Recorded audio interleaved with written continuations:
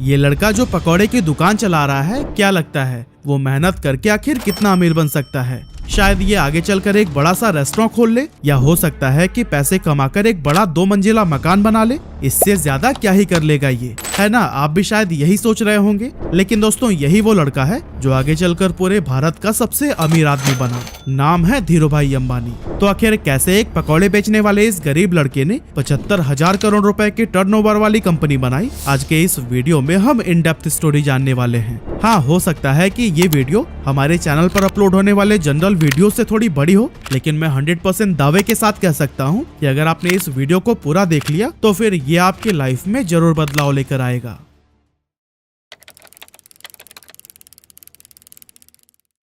तो दोस्तों, इस कहानी की शुरुआत होती है 28 दिसंबर 1932 से, जब गुजरात के चोरवाड़ गांव के एक मिडिल क्लास फैमिली में धीरजलाल हीरालाल अंबानी का जन्म हुआ था। और यही साधारण सा दिखने वाला लड़का आगे चलकर धीरूभाई अंबानी के नाम से फेमस हुआ। इनके पिता हीराचंद गोवर्धन भाई अंबानी गांव के ही स्कूल में बच्चों को पढ़ाने का काम करते थे। और कुछ इसी तरह से जब धीरूभाई अंबानी 5 साल के हुए, तब उनका एडमिशन बहादुर खानजी स्कूल में करा दिया गया। हालांकि धीरूभाई अंबानी को पढ़ाई लिखाई से कोई खास लगाव नहीं था, फिर भी पिता के डर से न चाहते हुए भी उन्हें स्कूल जाना ही पड़ता था।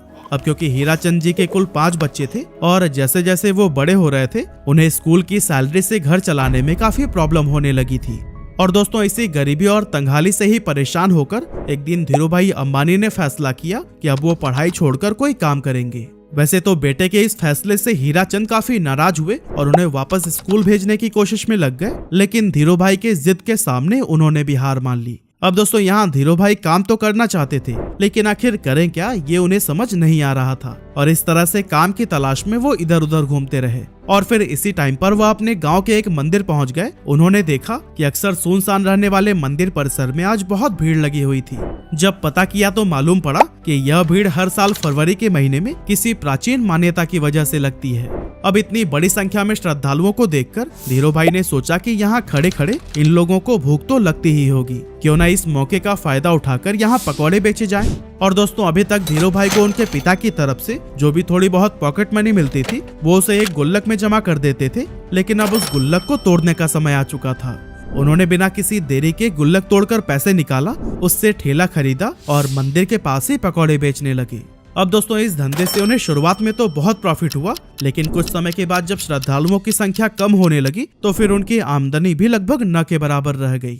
ऐसे में उन्हें लगा कि अब यहाँ पर समय बर्बाद करने से कोई फायदा नहीं, इसीलिए उन्होंने अपना ठेला बेच दिया और सारे पैसों को बैंक में जमा करा दिया। आगे चलकर वो फिर से किसी काम की तलाश में लग गए और फिर उस दौरान उन्होंने देखा कि बहुत सारे लोग यमन में काम करने के लिए जा रहे हैं और आज से पहले जो भी वहां पर गए थे उनकी फाइनेंशियल कंडीशन काफी बेटर हो गई थी। लेकिन इसके पीछे की वजह क्या थी, इसका जवाब ढूंढने पर धीरूभाई अंबानी को पता चला कि यमन में इंडिया से कई गुना ज्यादा पैसा बनता है। इसीलिए धीरूभाई अंबानी 1950 के दौरान महज 17 साल की उम्र में अपने बड़े भाई रमणिक लाल के पास में यमन चले गए। वहां पहुंचने के बाद से रमणिक लाल ने एबीसीएन कंपनी के पेट्रोल पंप पर धीरूभाई अंबानी को काम दिला दिया और यहाँ काम करते हुए उनकी सैलरी 300 रुपए हर महीने की थी। अब दोस्तों, इस पेट्रोल पंप पर काम करते टाइम धीरूभाई अंबानी लोगों को कई अलग अलग प्रमोशनल मेथड से इनकरेज करते थे कि वो ज्यादा से ज्यादा पैसों का पेट्रोल डलवाएं। अब दोस्तों, उनके ऐसा करने की वजह से पेट्रोल पंप का रेवेन्यू काफी ज्यादा बढ़ गया और उनके काम से खुश होकर उन्हें पेट्रोल पंप का मैनेजर बना दिया गया। अब क्योंकि प्रमोशन होने की वजह से पेट्रोल पंप पर काम करने के बाद भी धीरूभाई के पास काफी टाइम बच जाता था, तो ऐसे में उन्होंने सोचा कि इस खाली टाइम में क्यों ना एक जॉब कर ली जाए। और फिर ऐसा सोचकर वो एक जगह पर क्लर्क के तौर पर भी काम करने लगे। अब दोस्तों, हम इंडियन दुनिया के किसी भी कोने में क्यों ना चले जाएं, पर अपनी चाय की आदत को नहीं बदल सकते। और धीरूभाई को भी चाय पीना बहुत पसंद था। अब वैसे तो इसके लिए उनके पास 2 ऑप्शंस थे, या तो वो रोड साइड पर 10 पैसे की चाय पिए या फिर किसी 5 स्टार होटल में 1 रुपए की। लेकिन यहाँ पर धीरूभाई ने 1 रुपए वाली चाय को ही चुना, ताकि वो चाय की चुस्कियां लेते लेते आसपास के अमीर लोगों की बातों को सुनकर ये जान सकें कि आखिर वो ऐसा क्या करते हैं कि वो इतने अमीर हैं। ऐसे ही एक दिन जब वो चाय पी रहे थे, तभी उन्होंने अपनी बगल वाली टेबल पर बैठे 2 लोगों की बातें सुनी, जिसमें एक व्यक्ति दूसरे को बता रहा था कि क्या तुम्हें पता है, हमारे यमन में जो चांदी के रियाल के सिक्के चलते हैं ना, उनमें लगी चांदी की कीमत इस रियाल से भी ज्यादा है। यानी कि 100 रुपए के सिक्कों में 110 रुपए की चांदी है। अगर कोई इसे पिघलाकर निकाल ले तो फिर उसके पास पैसे ही पैसे होंगे। अब वैसे तो ये अमीर लोग इस बात को बस मजाक मजाक में कर रहे थे, लेकिन धीरू भाई ने इसे सीरियसली ले लिया। उन्होंने एक मशीन खरीदी और फिर लाखों की संख्या में सिक्कों को पिघलाना शुरू कर दिया। जैसे जैसे धीरू भाई का यह काम आगे बढ़ा, मार्केट में सिक्कों की कमी होने लगी और गवर्नमेंट भी इस बात से परेशान थी कि आखिर ये सिक्के जा कहाँ रहे हैं। और दोस्तों, जब गवर्नमेंट ने इस बात की जांच के लिए इन्वेस्टिगेशन टीम बनाई, तब धीरू भाई अंबानी का नाम सामने आया। हालांकि जब तक पुलिस उनके ठिकाने पर पहुंचती, धीरू भाई सारे पैसे इकट्ठा करके वहां से इंडिया निकल चुके थे। ये साल था 1958 का, जब धीरू भाई वापस अपने घर पहुंचे और जब उनके पिता ने यह सुना कि वो नौकरी छोड़कर आए हैं, तो वो काफी ज्यादा नाराज हुए। रिश्तेदारों ने भी काफी क्रिटिसाइज किया, लेकिन फिर भी उन्होंने किसी की भी बातों पर ध्यान नहीं दिया। दोस्तों, यमन से वापस आकर कुछ समय गांव में बिताने के बाद उन्होंने कोकिला बहन से शादी कर ली और फिर उसके बाद अपना बिजनेस स्टार्ट करने के लिए मुंबई चले गए। 1958 में ही उन्होंने 50,000 रुपए की पूंजी के साथ रिलायंस कॉमर्शियल कॉर्पोरेशन नाम से ऑफिस खोला और मसालों का व्यापार करने लगे। कुछ समय के बाद उन्हें पता चला कि मसालों की बजाय अगर सूत का व्यापार किया जाए तो उससे ज्यादा फायदा होगा, लेकिन प्रॉब्लम ये थी कि उनके पास इस व्यापार के लिए पर्याप्त पैसे नहीं थे। इसीलिए उन्होंने अपनी कजन चंपकलाल दमानी के साथ मिलकर व्यापार करने का सोचा, जो पहले उन्हीं के साथ यमन में रहा करते थे। लेकिन जब उन्होंने इस इंडस्ट्री में एंटर करने की ट्राई की, तब उन्हें पता चला कि यहाँ पर व्यापारियों ने एक यूनियन बना रखा है और वो सभी मिलकर किसी भी नए व्यापारी को इस इंडस्ट्री में एंटर नहीं होने देते हैं। और अगर किसी को एंटर करना भी है तो उससे पहले यूनियन के लीडर से परमिशन लेनी पड़ती है। इस तरह से एक नए फील्ड में उतरना धीरू भाई अंबानी के लिए काफी चैलेंजिंग हो गया था। हालांकि काफी मेहनत मशक्कत के बाद उन्हें ये परमिशन तो मिल गई, लेकिन इसके बाद उन्हें पता चला कि वो जिन फैक्ट्रीज से सूत खरीद रहे थे, उन्होंने भी एक यूनियन बना रखा है और जिन्हें फाइनल प्रोडक्ट बेचा जाता था, उनका भी एक अलग यूनियन है। इस तरह से ये सभी मिलकर इन बीच के ही व्यापारियों को लूट रहे थे, क्योंकि एक तो फैक्ट्री वाले सूत महंगे में सेल कर रहे थे और दूसरी तरफ खरीदार उसे सस्ते में ले रहे थे। बीच में नुकसान हो रहा था धीरू भाई और उनके जैसे कई सारे व्यापारियों का। ये सब देखने के बाद धीरू भाई ने एक बहुत बड़ा स्टेप लिया और अपने यूनियन के सभी मेंबर्स को इकट्ठा करके यह डिसाइड किया कि हम सब फैक्ट्री से सस्ते में माल उठाएंगे और महंगे में बेचेंगे, ताकि हमें भी अपने हक का पूरा प्रॉफिट मिल सके। हालांकि ऐसा करने पर मुंबई के कई बड़े व्यापारी नाराज हो गए और इसीलिए उन्होंने एक IAS ऑफिसर को पैसे खिलाकर उस जगह पर ताला लगवा दिया जहां पर खरीदारी के लिए बोली लगाई जाती थी। लेकिन दोस्तों, धीरू भाई अंबानी का दिमाग भी किसी से कम थोड़ी था। उन्होंने जब गोदाम में ताला लगा देखा तो अपना विरोध जताने के लिए यूनियन के मेंबर्स के साथ मिलकर अपना सारा माल उसी IAS ऑफिसर के घर के सामने रखवा दिया। अब कुछ ही घंटों में उस IAS ऑफिसर के घर पर बड़े ऑफिशियल्स आने वाले थे और अगर वो घर के सामने बिखरी हुई बोरियों को देख लेते तो फिर उन्हें IAS के हरकतों का पता लग जाता। इसी वजह से अपनी नौकरी को बचाने के लिए कुछ ही मिनटों के अंदर उस IAS ऑफिसर ने ताला खुलवा दिया और धीरू भाई समेत उन सभी व्यापारियों का कारोबार फिर से चल पड़ा। अब दोस्तों, इसके कुछ साल के बाद तक तो सब कुछ सही चल रहा था, लेकिन फिर चंपकलाल दमानी और धीरू भाई अंबानी के बीच में डिस्प्यूट होने लगी।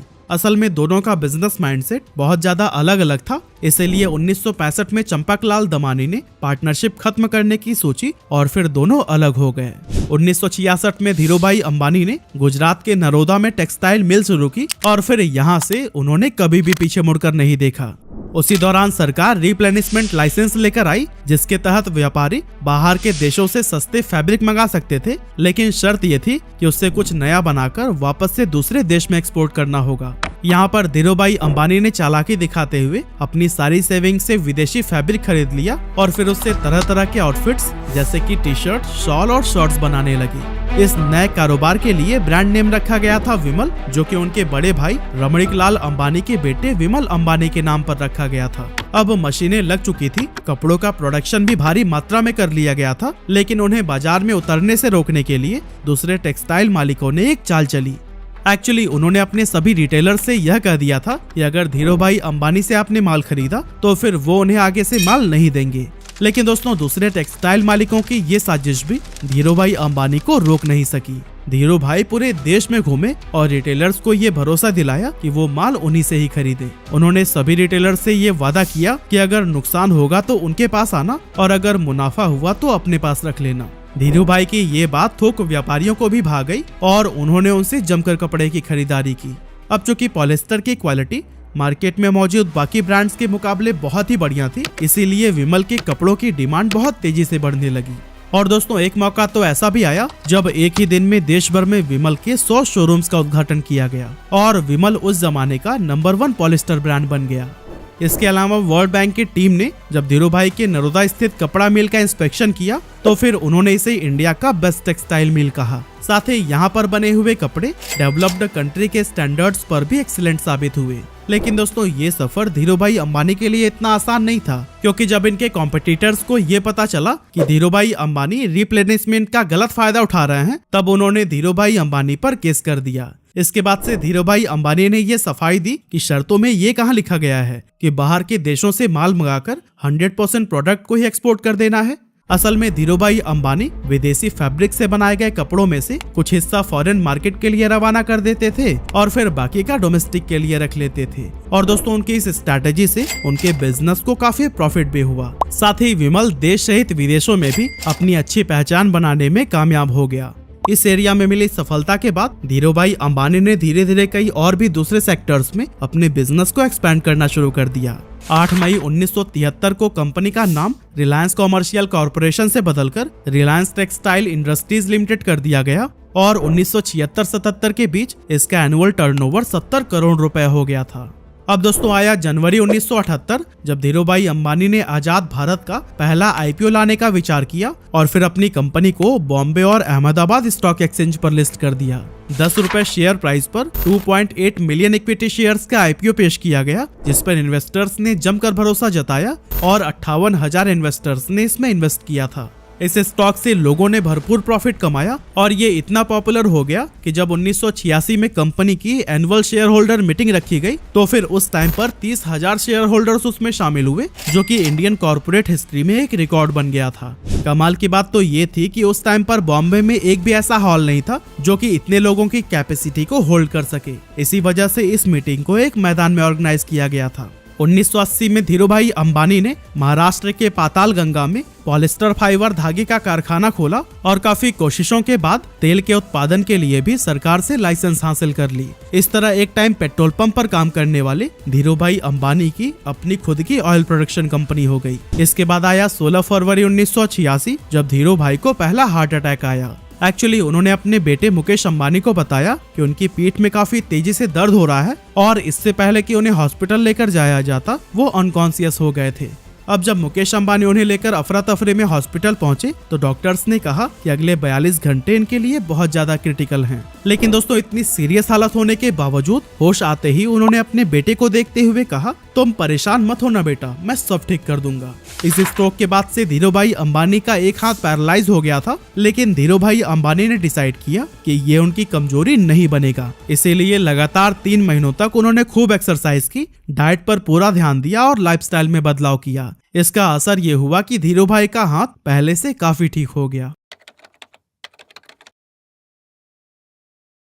अब दोस्तों आगे चलकर धीरू भाई अंबानी एक ऐसे गोल्डन एरा में एंटर हुए जब इनके बिजनेसेस कई सारे सेक्टर्स में तेजी से एक्सपेंड होने लगे। एक्चुअली 1992 में धीरू भाई अंबानी ने वो करके दिखाया जो कि उस समय की बड़ी बड़ी इंडियन कंपनीज ने सपने में भी नहीं सोचा था। असल में इस साल कंपनी ने ग्लोबल मार्केट से भी फंड जुटाना शुरू कर दिया और ऐसा करने वाली रिलायंस देश की पहली कंपनी बन गई थी। साल 1995-96 में धीरू भाई अंबानी ने 9X यूएसए के साथ मिलकर अपनी telecom company Reliance telecom private limited की भारत में शुरुआत की। इसके बाद से 1998 से 2000 के दौरान धीरू भाई अंबानी ने दुनिया के सबसे बड़े रिफाइनरी पेट्रोकेमिकल्स को गुजरात के जामनगर में ओपन किया। और दोस्तों इस टाइम तक धीरू भाई अंबानी का इतना बड़ा नाम हो गया था कि उन्हें देश सहित विदेशों में भी पॉपुलैरिटी मिलने लगी थी। ये पॉपुलैरिटी तब और भी इंक्रीज हो गई जब साल 1996, 98 और 2000 यानी कि 3 साल उन्हें एशिया वीक मैगजीन ने power 50 most powerful people in Asia की लिस्ट में शामिल किया था। ये इंडिया के लिए बहुत ही गर्व की बात थी और इससे भारत के पोटेंशियल्स के बारे में बाकी के देशों को भी अंदाजा होने लगा था। इतना ही नहीं, 15 जून 1998 को धीरू भाई अंबानी पहले इंडियन बने जिन्हें बेहतरीन लीडरशिप के लिए the Wharton school university of Pennsylvania की तरफ से डीन्स मेडल से नवाजा गया था। इसके अलावा 1999 में धीरू भाई अंबानी को बिजनेसमैन ऑफ द ईयर के अवार्ड से भी सम्मानित किया गया और 2001 में द इकोनॉमिक टाइम्स ने इन्हें लाइफ टाइम अचीवमेंट का अवार्ड दिया।